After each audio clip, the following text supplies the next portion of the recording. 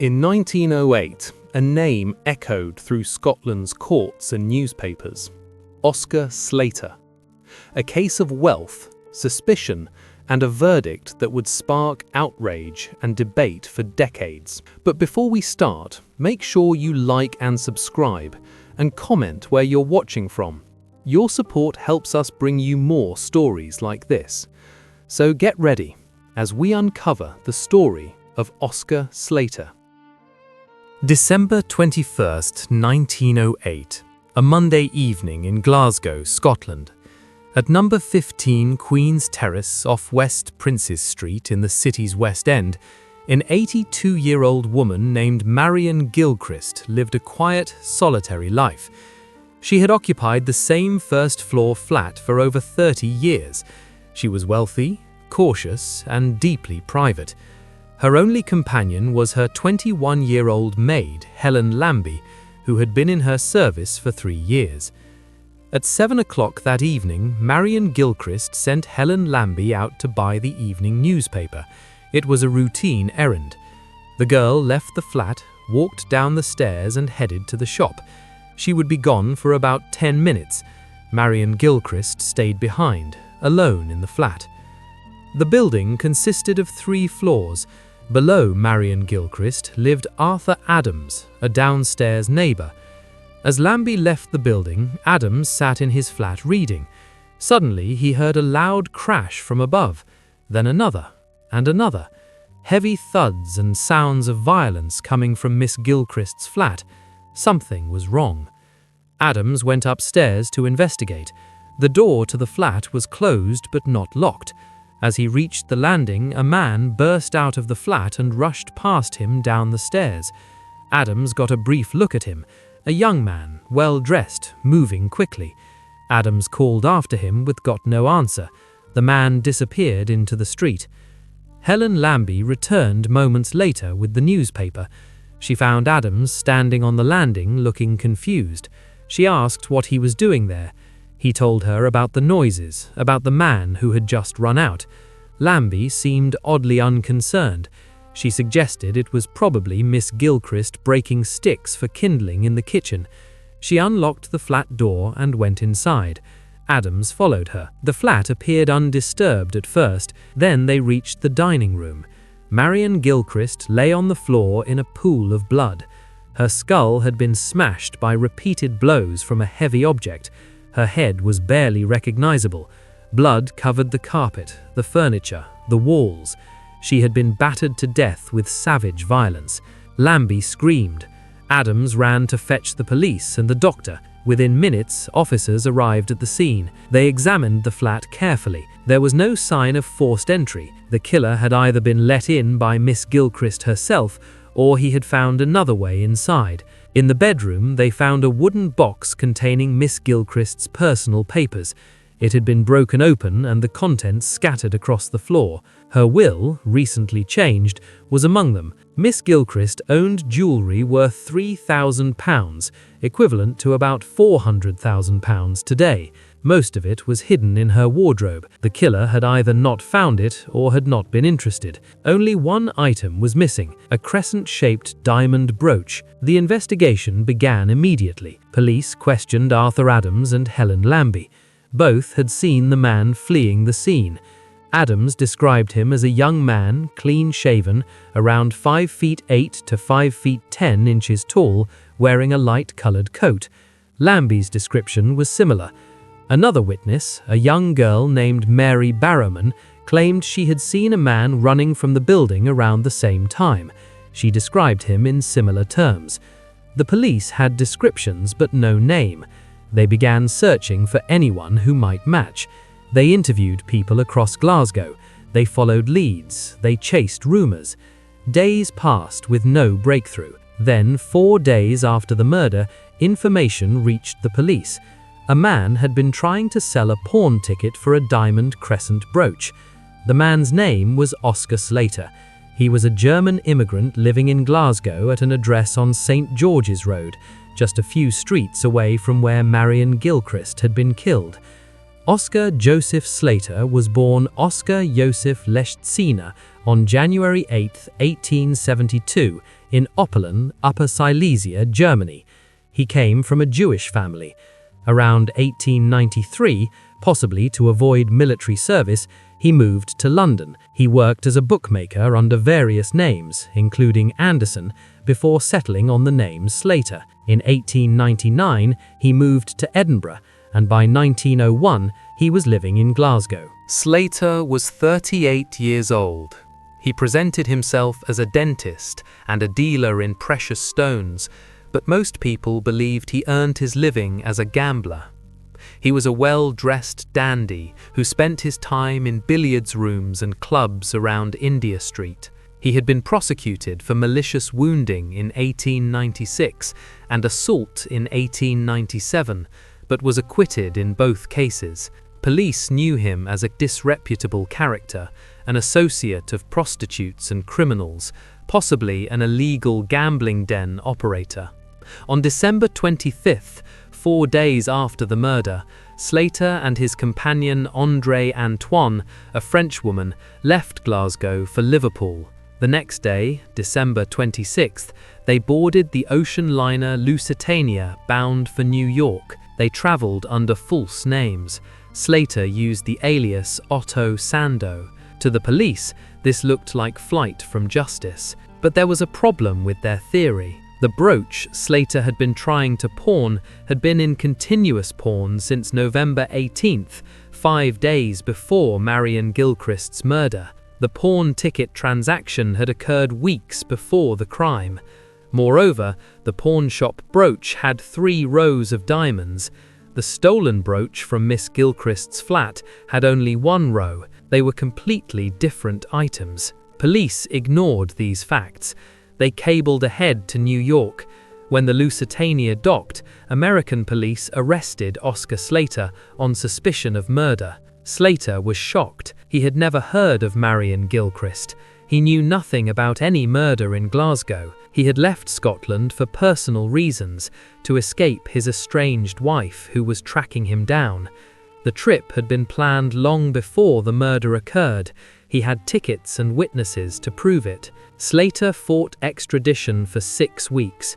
He insisted on his innocence, but eventually he agreed to return to Glasgow voluntarily. He believed that with his alibi and the evidence of his planned trip, he could easily prove he had nothing to do with the crime. He was wrong. Slater returned to Scotland aboard the Anchor Line steamer Columbia. He was taken in irons. When the ship docked at Glasgow on February 21, 1909, large crowds had gathered to see the suspected murderer. Police escorted him through the mob to Duke Street Prison. Before the trial, police committed serious irregularities. They allowed Helen Lambie and Mary Barrowman to see Slater before the identification parade. This was a gross breach of procedure. Both women subsequently identified Slater as the man they had seen fleeing Miss Gilchrist's flat. Arthur Adams was less certain. He could not positively identify the accused. The trial began on May 3, 1909, at the High Court in Edinburgh before Lord Guthrie. Alexander Ure, the Lord Advocate, led the prosecution. The defence was conducted by a lawyer named McClure. The trial lasted 4 days and caused a sensation across Scotland. The prosecution presented their case with vigour. Helen Lambie and Mary Barrowman both positively identified Slater as the man seen running from the house on the night of the murder. They also identified a waterproof coat found in Slater's luggage as the one he had been wearing. The Crown emphasised Slater's flight to America as evidence of guilt. But the evidence was weak. The brooch pawn ticket proved nothing. It predated the murder by weeks, and the brooch did not match the stolen item. Slater's trip to America had been planned before Marian Gilchrist died. Defense witnesses provided an alibi. They confirmed Slater had announced his travel plans long before December 21st. On the day of the murder, witnesses placed him elsewhere. Some testified he had been at home. Others said they had seen him in different parts of the city. The Crown did not call Dr. Adams, the downstairs neighbor who had the best look at the fleeing man, as a witness. Adams had told police in New York that he could not positively identify Slater. His testimony would have weakened the prosecution's case, so they left him out. The Crown also did not call a man who claimed he had seen Slater standing at his own door an hour after the crime was alleged to have been committed. Most damaging was the way the trial focused on Slater's character rather than the evidence. The prosecution painted him as a foreign gambler, an associate of criminals and prostitutes, a man of bad morals and worse habits. They suggested his lifestyle made him capable of murder. Lord Guthrie's summing up was highly prejudicial. He allowed the jury to consider Slater's character and previous activities as evidence of guilt. The jury retired to consider their verdict. Scottish law offers 3 options: guilty, not guilty, and not proven. The not proven verdict means the jury suspects the accused but does not have enough evidence to convict. It is an acquittal, but one that carries permanent suspicion. The jury returned divided. 9 voted guilty, 5 voted not proven, 1 voted not guilty. By majority verdict, Oscar Slater was found guilty of the murder of Marian Gilchrist. Lord Guthrie sentenced him to death by hanging. The execution was scheduled to take place before the end of May. Slater maintained his innocence. He swore he had never met Marian Gilchrist, had never been in her flat, knew nothing about her death. But the verdict sparked immediate controversy. Doubts emerged even before Slater reached the gallows. A petition was organized demanding the sentence be commuted. 20,000 people signed it. Questions were raised in Parliament. Influential voices spoke out. The evidence had been circumstantial, the identification unreliable. The trial had focused on character, not proof. 2 days before the scheduled execution, the Secretary of State for Scotland, Lord Pentland, issued a conditional pardon. The death sentence was commuted to life imprisonment. Oscar Slater would not hang. Instead, he was sent to Peterhead Prison in northeast Scotland to serve penal servitude for life. Peterhead Prison was a grim fortress, a place of hard labor and harsh conditions. Slater spent 19 years there, 19 years of breaking rocks, of brutal routine, of clinging to his innocence while the world moved on outside. But some people did not forget. The following year, 1910, Scottish lawyer William Rughead published The Trial of Oscar Slater. The book highlighted flaws in the prosecution. It convinced many people that Slater was innocent. Among those convinced was Sir Arthur Conan Doyle, the creator of Sherlock Holmes. In 1912, Conan Doyle published The Case of Oscar Slater, a passionate plea for a full pardon. He argued that Miss Gilchrist had been murdered by someone she knew, someone she had let into her flat, possibly over a dispute about her will or documents. He believed the police had pursued the wrong man, but the authorities refused to reopen the case. In 1914, Detective Lieutenant John Thompson Trench, an officer who had worked on the original investigation, came forward with shocking information. Trench was a brilliant detective with 21 years of service. He held the King's Police Medal for meritorious service, and he believed Oscar Slater was innocent. Trench had learned that on the night of the murder, Helen Lambie had gone to the house of Miss Birrell, a niece of Marian Gilchrist.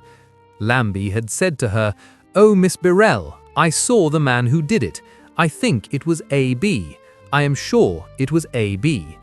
The initials referred to someone connected to Marian Gilchrist's family, someone she knew, someone who might have had a motive related to her will or her money. This information had been deliberately concealed from the trial. Trench believed the police had suppressed evidence that pointed to the real killer. He felt duty-bound to speak out, even though it violated police regulations. He provided statements to a solicitor named David Cook. In March 1914, Cook forwarded the information to the Secretary of State for Scotland, who ordered an inquiry. The inquiry was a farce. It was held in secret. Oscar Slater was not represented. The findings concluded that the conviction was sound, and instead of investigating the suppressed evidence, the authorities turned on Trench. He was dismissed from the police force. He was prosecuted on trumped-up charges. He was eventually acquitted, but his career was destroyed. John Thompson Trench died in May 1919. He was 50 years old. He never lived to see Oscar Slater freed. The campaign for Slater's release continued. Sir Arthur Conan Doyle wrote letters to newspapers. He appealed to politicians.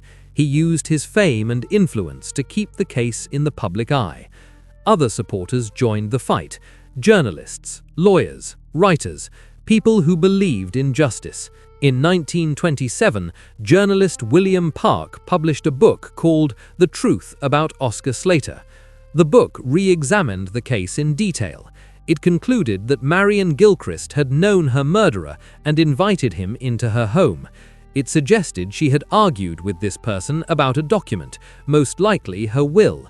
Libel laws prevented Park from naming who he believed the killer to be, but a careful reading made it clear. The book was a sensation. The Solicitor General for Scotland, Alexander Munro Macrobat, read it and concluded it was no longer proven that Slater was guilty. Public pressure mounted. Something had to be done. In November 1927, Oscar Slater was released from Peterhead Prison on license. He returned to Glasgow after 19 years behind bars. But he was not pardoned. He was not cleared. He was simply let out, still carrying the stain of conviction. Slater was not satisfied with release. He wanted his name cleared. In March 1928, he petitioned the Secretary of State for Scotland for the right to appeal to the newly established Scottish Court of Criminal Appeal. A special Act of Parliament had to be passed to allow his case to be heard, because the court only had jurisdiction over cases from 1926 onward. The appeal hearing took place in July 1928 at the High Court in Edinburgh. Sir Arthur Conan Doyle sat in the courtroom for 4 days listening to the arguments. He watched Oscar Slater throughout. Later, he wrote about Slater's face. Terrible, he called it. Not ill-favored, not wicked, but terrible for the brooding sadness in it. Firm and immobile, like it had been cut from Peterhead granite. A face fashioned for tragedy. Slater's counsel disputed everything. The identification process, the decision not to call Dr. Adams as a witness, the claim that Slater had fled justice, the attacks on his character. They argued the jury's verdict was unreasonable, unsupported by evidence, tainted by prejudice and suppressed facts. The appeal succeeded, but not on the grounds Slater had hoped. The court ruled that Lord Guthrie had misdirected the jury. The judge had failed to tell them to disregard allegations about Slater's previous character. Those allegations were irrelevant to whether he had killed Marian Gilchrist. By allowing the jury to consider them, Lord Guthrie had denied Slater a fair trial. On that technicality, Oscar Slater's conviction was quashed. He was exonerated. After 19 years of wrongful imprisonment, he was finally free. The government granted Slater £6,000 in compensation. In today's money, that would be over £360,000, but much of it went to pay the costs of his appeal. Slater was expected to reimburse his supporters for legal fees. Sir Arthur Conan Doyle demanded he be a gentleman and pay people back. Slater refused. The two men had a public falling out. They met in person only once, briefly, and parted on bad terms. In the 1930s, Slater married a Scottish woman of German descent, 30 years his junior. Her name was Lena Shadd. They settled in the seaside town of Ayr, where Slater repaired and sold antiques. He tried to live quietly, to rebuild what was left of his life. But even then, peace eluded him. At the outbreak of the Second World War, Slater and his wife were classified as enemy aliens because of their German heritage. They were interned for a time, despite Slater having left Germany more than 40 years earlier and having lost his German citizenship. The persecution followed him even in old age. Oscar Slater died in Ayr on January 31, 1948. He was 76 years old. His death certificate listed his occupation as retired journeyman baker. His wife, Lena, outlived him for many years. She died in Glasgow in 1992 at the age of 89. Marian Gilchrist's murder was never solved. No one else was ever charged. Detective Trench had hinted at a family member, someone with the initials AB, someone who knew Miss Gilchrist and had access to her home. But the investigation into that lead was suppressed. The truth was buried along with Miss Gilchrist. The case of Oscar Slater remains one of Scotland's worst miscarriages of justice. An innocent man convicted on flawed eyewitness identifications, prejudiced by his character and background, condemned by a system that valued conviction over truth. He lost 19 years of his life to Peterhead Prison. He lost his reputation, his freedom, nearly his sanity. The lessons of the case echoed through Scottish legal history. In 1976, the Devlin Committee reviewed the limitations of identity parades and cited the Slater case as an example of how badly things could go wrong. The case became a reference point in discussions about wrongful convictions, the importance of fair trial rights, the dangers of allowing character evidence to sway juries. It also demonstrated the power of persistent advocacy. Without William Roguehead, Sir Arthur Conan Doyle, William Park and others who refused to let the case die, Oscar Slater would have rotted in Peterhead until his death. Their efforts, sustained over nearly 2 decades, eventually brought justice.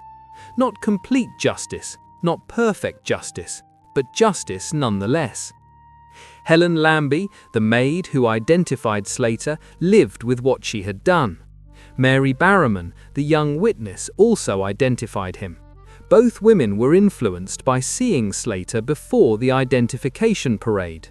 Both may have genuinely believed they recognized him, or they may have been pressured by police.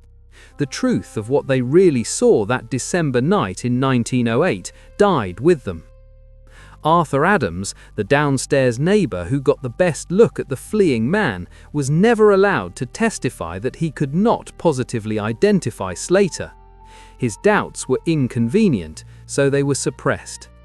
Detective Lieutenant John Thompson Trench sacrificed his career to speak the truth. He believed in justice more than he valued his position. He died disgraced and broken, but history vindicated him. Oscar Slater spent 19 years in prison for a murder he did not commit. He was released, he was compensated, he was exonerated. But those 19 years could never be returned. The damage could never be undone. He lived the rest of his life as a free man, but he never truly escaped the shadow of Marian Gilchrist's murder. The case remains open. The real killer was never brought to justice. Somewhere in the archives, in the suppressed evidence, in the things that were never fully investigated, the truth still waits. But after more than a century, it is unlikely anyone will ever know for certain who battered Marian Gilchrist to death in her dining room on that December evening in 1908. Oscar Slater's story is a warning, a reminder that justice systems can fail, that innocent people can be convicted, that prejudice and character assassination can overwhelm evidence, that sometimes the wrong person pays while the guilty walk free. Scotland remembers Oscar Slater not as a murderer, but as a victim of one of the greatest miscarriages of justice in British legal history.